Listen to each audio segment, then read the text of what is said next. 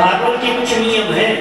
क्या नियम है कि भागवत की कथा को श्रवण कराने वाला वक्ता एक तो ब्राह्मण होना चाहिए, ब्राह्मण के मुख से भागवत कथा का श्रवण करना चाहिए।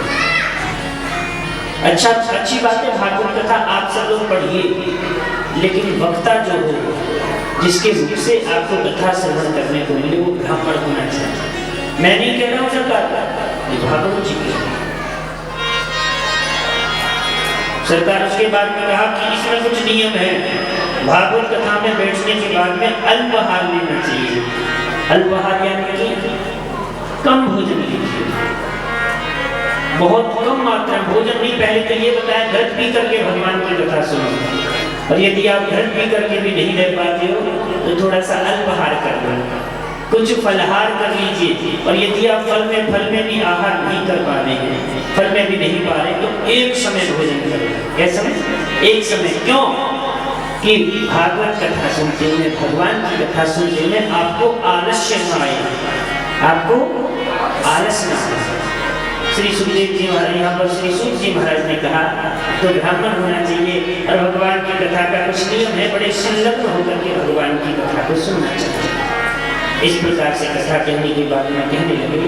आइए, ये सूत जी महाराज ने सूत जी महाराज से सनकादिक ऋषियों ने प्रश्न किया। कहने लगे, मानव जीव का कल्याण कैसे हो? प्रत्येक जीव की मृत्यु सन्निकट है,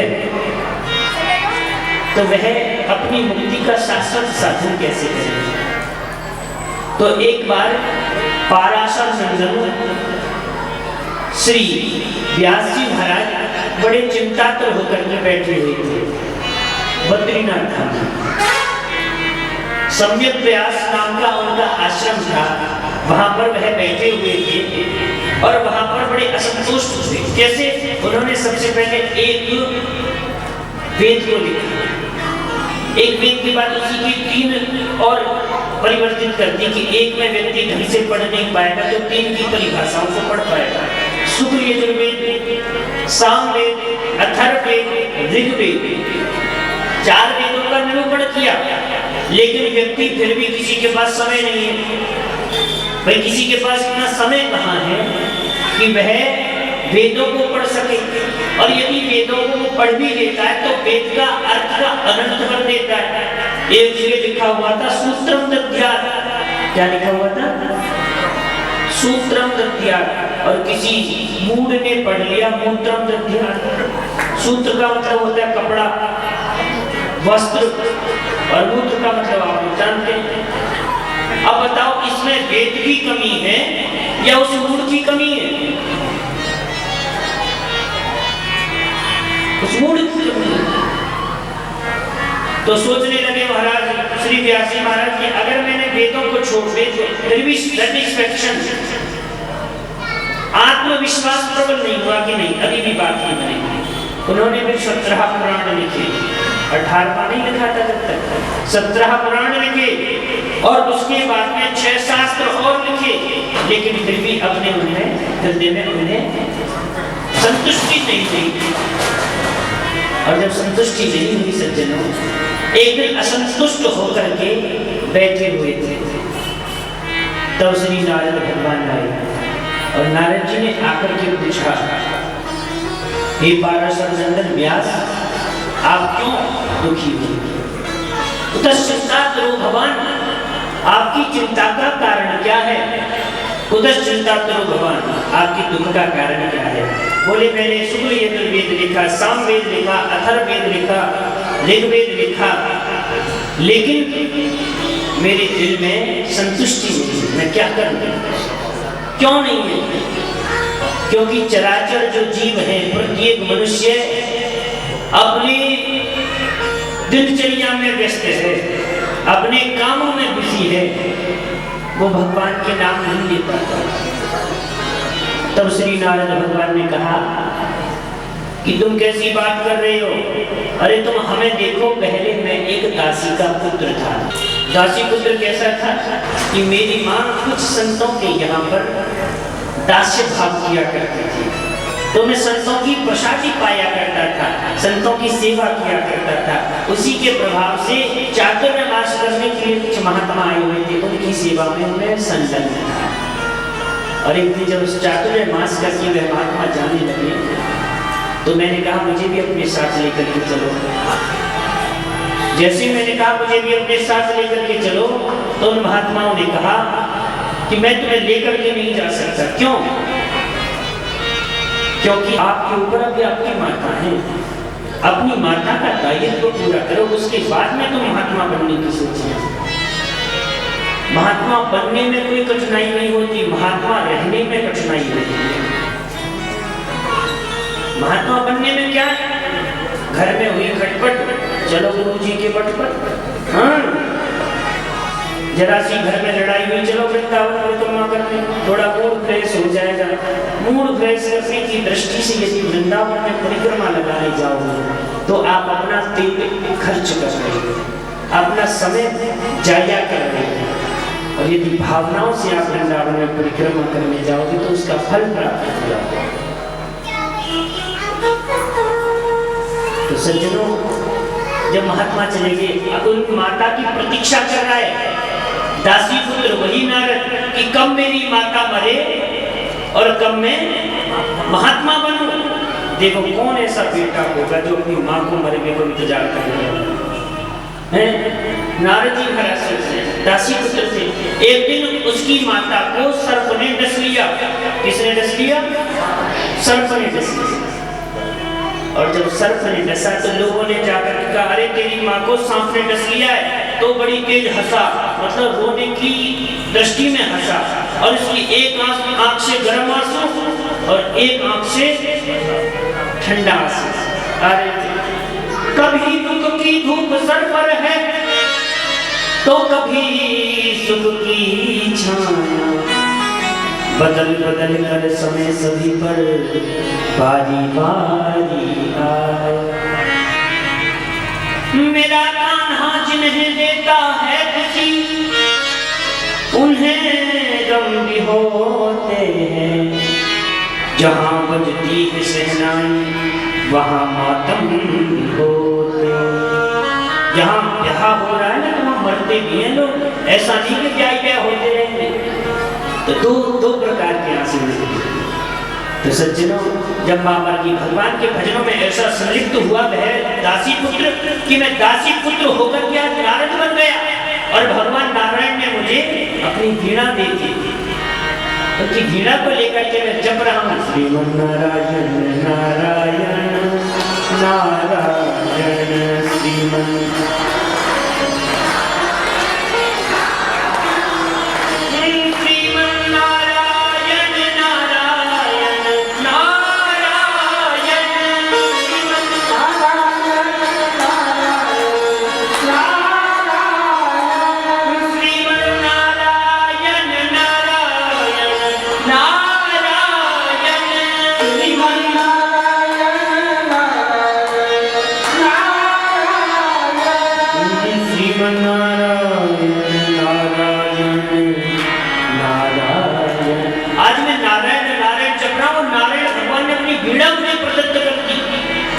वीणा से। जब मैं दासी का पुत्र नारायण का इतना बड़ा भक्त बन सकता हूँ तो तुम क्यों नहीं बन सकते? भगवान की बाल लीलाओं का निरूपण कीजिए। तब श्री व्यास जी महाराज ने भागवत जी को रखा, और जैसे ही भागवत की रचना हुई तो भागवत जी को लिखने के बाद में व्यास जी महाराज विष्णु भगवान के पास क्षीर सागर में गए। आपने हमारा नाम तो लिया ही है। तब श्री व्यास जी महाराज थोड़े से घूमे, फिर कहने लगे श्रीमद् भागवतम शास्त्रम। भागवत जी की रचना हो गई। अब सोचने लगे इसे मैं दूं किसे। आज पुनः जैसे परेशान थे तो श्री नारद जी महाराज ने देखा, सोचने लगे कि मैं क्या करूं, इस कथा को किसके द्वारा प्रचलित करवाई जाए। नारद जी महाराज सबसे बड़े अच्छे वो है, नारद ज्ञानम ददाति नारदम, जिसकी बात कभी रद्द ना हो उसे कहते हैं नारद। नारम ज्ञानम, ज्ञान का जो भंडार हो उसे कहते हैं नारद। आज सज्जनों बड़े ध्यान से सुनना, श्री नारद जी महाराज कैलाश पर्वत पर गए। कहाँ गए?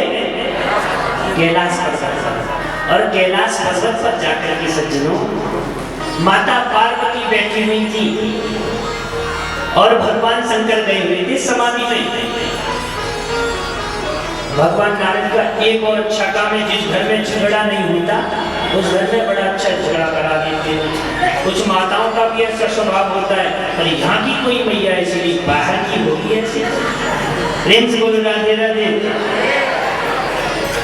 तो जैसे ही नारद जी महाराज पहुंचे, नारद जी ने और नारद जी को देख करके, अरे गुरुदेव लड्डू पाइए आप गुरु जी।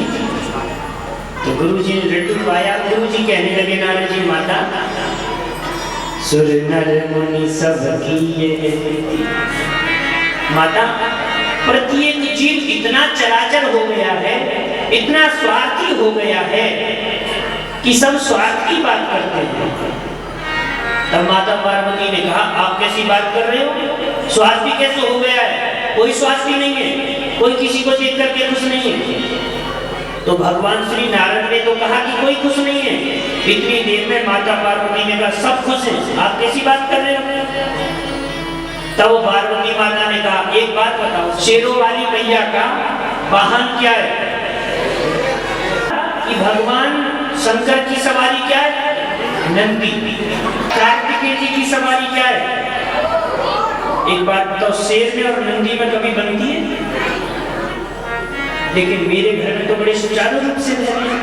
फिर कहा, मोर है कार्तिकेय जी का वाहन। एक बात बताओ, भगवान शंकर के गले में क्या पड़ा हुआ है? सांप। कभी सांप की और मोर की बनती है?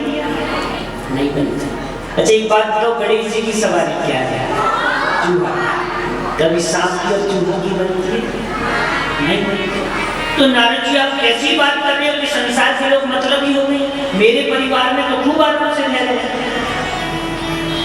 तो नारद जी भी भौचक के रह गए। क्यों? क्योंकि जहां पर भगवान का भजन होता है सज्जनों, वहां स्वतः ही ऐसा वातावरण हो जाता है। भगवान शंकर उपासक हैं भगवान श्री राम के, इसलिए ऐसा वातावरण है। भगवान नारद जी ने देखा कि यहाँ तो बात बनेगी नहीं, तो क्या किया जाए? तब कहा, माता एक बात बताओ, भगवान शंकर के गले में क्या पड़ा हुआ है? बोले मुंडमाला। बोले वो मुंडमाला किसकी है? अब माता पार्वती भौचक के रही। ये तो हम कभी पूछेंगे। तुम तो कह रही कि हमसे बड़ा प्रेम करते हैं और एक भी बात नहीं छुपाते और गुरु मंत्र भी और ये रखो, तो ये तो बताइए कि माला किसकी पहन रखी है?